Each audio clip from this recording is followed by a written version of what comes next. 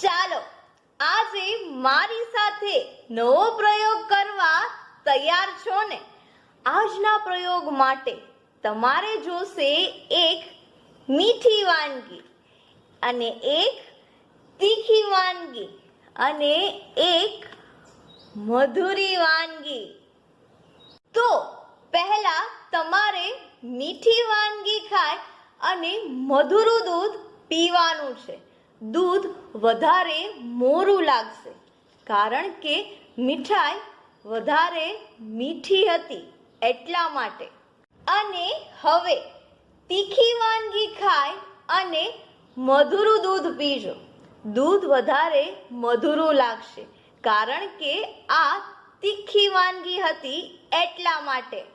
એવી જ રીતે જો આપણા જીવનમાં પણ મીઠાઈની જેમ નિરંતર સુખ જ આવ્યા કરે તો સુખમાં પણ ખુશી ના મળે, પણ જો દુઃખ પછી સુખ આવશે ને તો એમાં તમને વધુ ખુશી મળશે.